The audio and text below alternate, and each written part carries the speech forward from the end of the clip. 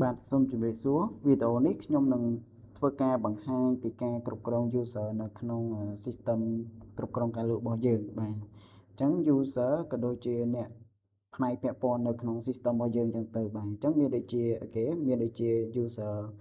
សម្រាប់ប្រើប្រាស់ប្រព័ន្ធមានដូចជា biller មានដូចជាថ្នាក់ management មួយចំនួនគឺយើងអាចបង្កើតនៅក្នុងនឹងយើងធ្វើការគ្រប់គ្រងនិងបង្កើតដល់ព័ត៌មានរបស់គាត់បាទអញ្ចឹងកុំឲ្យខាតពេលវេលាយូរខ្ញុំសូមចូលទៅក្នុងប្រព័ន្ធអញ្ចឹងយើងចូលនៅក្នុងuser បាទនេះ user យើងមានដូចជា add user បាទ add new user ហ្នឹងគឺបង្កើតព័ត៌មានអតិថិជនថ្មីហើយនេះគឺ user list ហ្នឹងគឺព័ត៌មានដែលយើងបានបង្កើតរួចរាល់យើងអាចធ្វើការកែប្រែរបស់គាត់ព័ត៌មានរបស់គាត់មួយចំនួនយើងអាច inactive ឬក៏ active user របស់គាត់បានបាទអញ្ចឹងយើងបង្កើតថ្មីមកយើងយក add new user បាទលេខកូដវាចាប់ឲ្យ auto អានេះ last name របស់គាត់បាទ last name របស់គាត់បាទអានេះ first name របស់គាត់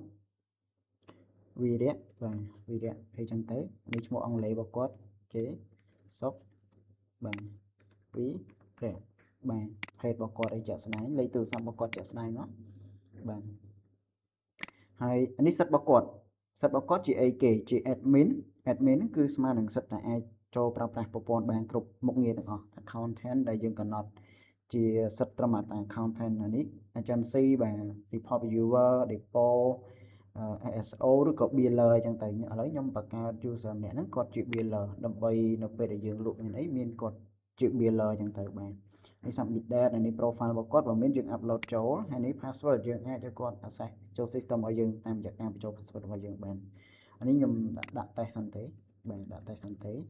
នេះ site time របស់គាត់នៅណាថ្ងៃក្រោយទៅយើងអាចទាញជារបាយការណ៍ឬក៏យើងយកជាទិន្នន័យតាមរយៈការបញ្ចូល site time របស់គាត់ចឹងទៅនេះអញ្ចឹងព័ត៌មាន user របស់យើងគឺយើងបញ្ចូលប៉ុណ្ណឹងបាទមានបញ្ចូលប៉ុណ្ណឹងបាទសំខាន់ឈ្មោះរបស់គាត់ព័ត៌មានរបស់គាត់គឺយើងបញ្ចូលឲ្យគឺសិទ្ធិរបស់គាត់ជាអីគេអញ្ចឹងពេលដែលយើងចូលទៅទូនាទីរបស់គាត់មកណាបាទអញ្ចឹងខ្ញុំ review អស់ហើយដូចជាត្រឹមត្រូវហើយខ្ញុំធ្វើការចុចរក្សាទុកបាទខ្ញុំចុច save មករងចាំប្រព័ន្ធនឹងបញ្ចូលនៅក្នុង system នេះយើងបានព័ត៌មានអតិថិជនរបស់គាត់មួយ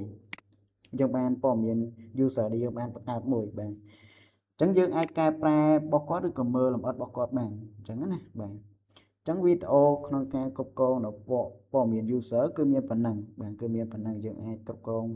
user ចាស់ៗរបស់យើងអាចបង្កើតនៅអ្នក access ចូល system របស់យើងថ្មីបានបាទអញ្ចឹងវីដេអូគឺមានតែប៉ុណ្្នឹងទេបាទសូមអរគុណ